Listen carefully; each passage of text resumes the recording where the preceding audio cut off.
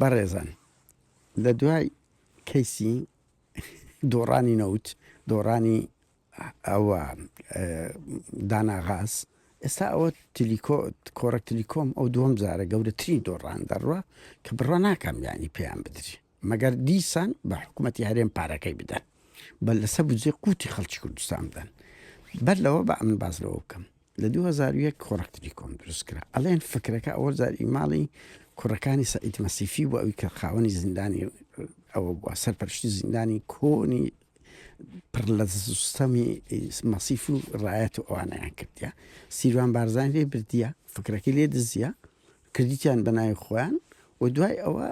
مەسعود ئەو زانیارە لای من هەیە مەسعود بارزانی شەریکە ینی حسەی ئەسەد باشی شەر لەوی مەسعودە سیروان بارزانی سەرپەرشتی لۆگۆکەیە بەشێک لە حسەکەی دەدرێتێ ئەو پارەی وەرگیرا ملیۆنەکەیان 2 میلیۆن چکو لە 2001 دانرا پارەکە لە مولکی حکومەت بردرایە وایە قەرزەکەیان نەداوە بەدەر لەوە دەیان پارچە زەوی نایابی حکوومەتیان لە سەد تاپۆ کردینە بەبێ یان بە پارەیەکی بچووک یان ئەو هەروە دایکیانێ وەکو گوایە تەژیعی ئەوەی تەکنەلۆجیا ئەوە دەکەن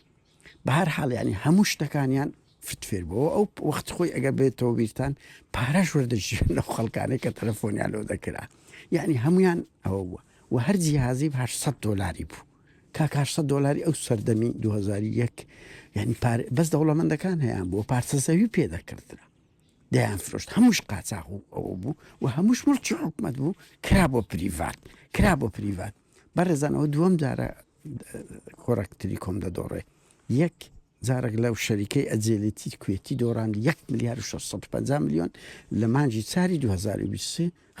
لە بودجەی خەڵکی کوردستان بە پێی میدیاکان بڵاوکرایەوە درا ئەو جارەش ئەڵێ قەرزی حکوومەتی دەکرێت 1,350 چەندە 350 میلیۆنە لێژنەی دەستەی دەستپاچی پەرلەمانی عێراق ئەڵێ کاکە پارەیان قەرزارن نادانەوە دەڵێن کوردایەتیشە زۆر سەیریانی هەر شتێک دەبی بە ملک کوردایەتی دادەین کاکە تۆ زەریبە نادەیت کاکە تۆ لە دادگاکانی ئەوروپا دەدۆڕێنی لە نەفت دۆڕاندت لە داناغاز دۆڕان لەوە دەدۆڕات لۆ بە مل خەڵکی کوردستان دادەینی دوو شتەکانت هەموو لەسەر فرتفێر و ئەوەیە پێگومان ئەو هات دەدۆڕێ بە هەر حاڵ بەڕێزان ئەوە تاوانشکێ لە بەرزیانێکی زۆر گەورەی هەیە هاوکات دەبێەوە بڵێم یعنی ئەوە دەبینن هەموو بواری تەندروستیان بە ستێر گروپ کە کارەساتە ئەوی بە 5,000 دینار بۆ دەبتە 5 ئەوی بە 5 بوویتە 50 بڕوا بکەن تاقیقەکان دەبینن لە مەودووە لەو ڕۆژانە ئەوە کارەباوە دەستی پێکرد چ زەریبێ چ پارەیەکی خەیاڵی کاکە لەو ئەوروپای خەڵک مەعاشی 2,000-3,000 دۆلار یان ئیرۆیە $50 لۆ دێتەوە لە هەولێرە $50 لۆ دێتەوە مەعاشی 500,000 یعنی ڕچڕتانەوەیە کە بەناو ئەو خەڵکەی کەتینە کە ئەنەما بەکاتی هاتینە وەکو داجیکە چێ دێت سامانەکە تاڵان دەکا و دەڕوا یعنی بەو ئامانجەوەی دەزانی خزمەت گوزارینە کاتێککە قسە بکەی دەڵێت تۆ ناپاچی تۆ تاوانباری کاکە میلەتە تا ڕوتاندەوە ناکرێت ئەوەی دەکرێتن لە هەمووی فەشەلتان هیناوە بەس پێم برێ لە سەرکەوتتان بەدەچینە بەس وەرە پێم برێ لە کاتێکدا ئەو بارزانیا سوکانی گەورە لە دەستەوانە لەگە ماڵی تاالبانی خۆتان بوونە ملیاردێر ئەو میلەتەشان تووشی 100 ڕاوکرێت قسەش بکەیت تۆ خائینی باشە لۆ خائینین یان ئەوە تا هاوڕیان بدوێنێ بە بیرماتەوە